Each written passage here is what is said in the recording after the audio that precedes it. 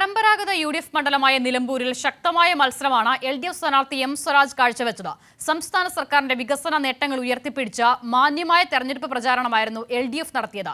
ജമാഅത്തെ ഇസ്ലാമിയെ പോലുള്ള തീവ്ര വർഗീയ കക്ഷികളെ കൂട്ടുപിടിച്ചായിരുന്നു UDFന്റെ പ്രവർത്തനം.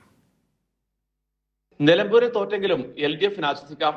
മുന്നണി വോട്ടുകളിൽ വിള്ളൽ വീണില്ല. M സ്വരാജ് കടുത്ത പോരാട്ടമാണ് കാഴ്ചവെച്ചത്. സംസ്ഥാന സർക്കാർ കഴിഞ്ഞ 9 വർഷക്കാലം നടത്തിയ സമാനതകളില്ലാത്ത വികസന പ്രവർത്തനങ്ങൾ ഉയർത്തിപ്പിടിച്ചായിരുന്നു LDF ജനങ്ങളെ സമീപിച്ചത്. സ്വരാജിന്റെ വ്യക്തിത്വം എതിർ രാഷ്ട്രീയക്കാരിൽ പോലും വലിയ മതിപ്പുണ്ടാക്കി. UDF ആകട്ടെ ജമാഅത്തെ ഇസ്ലാമി ഉൾപ്പെടെയുള്ള തീവ്ര വർഗീയ കക്ഷികളെ കൂട്ടുപിടിച്ചായിരുന്നു തെരഞ്ഞെടുപ്പിനിറങ്ങിയത്.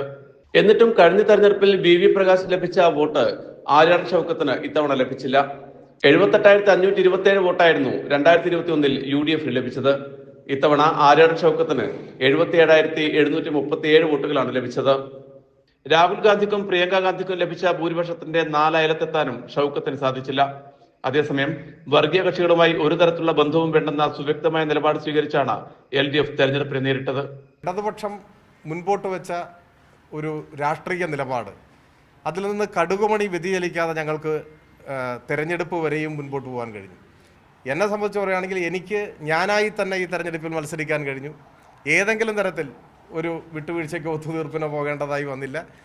ഇപ്പോൾ ഈ തെരഞ്ഞെടുപ്പിൽ പരാജയപ്പെട്ട് നിൽക്കുന്ന സമയത്തും പറയുന്നു, ഒരു വർഗീയവാദിയുടെയും ഒരു പിന്തുണയും ഒരു കാലത്തും ഞങ്ങൾക്ക് ആവശ്യമില്ല. അതിൻ്റെ പേരിൽ ഇനിയും എത്ര പരാജയപ്പെട്ടാലും നിലപാട് തന്നെ, അതിലൊരു മാറ്റവും ഇല്ല. UDFും PV അൻവറും കിടഞ്ഞു പരിശ്രമിച്ചിട്ടും LDFന്റെ അടിസ്ഥാന വോട്ടുകളിൽ ചെറിയ വിള്ളൽ പോലും ഉണ്ടാക്കാൻ സാധിച്ചില്ല എന്നാണ് വോട്ടിംഗ് നില വ്യക്തമാക്കുന്നത്. വഴിക്കടവ് ഉൾപ്പെടെയുള്ള UDF കോട്ടകളിൽ UDFന്റെ ലീഡ് പിടിച്ചു നിർത്താനും LDFന് സാധിച്ചു. നിലമ്പൂരിൽ നിന്നും PV കുട്ടൻ.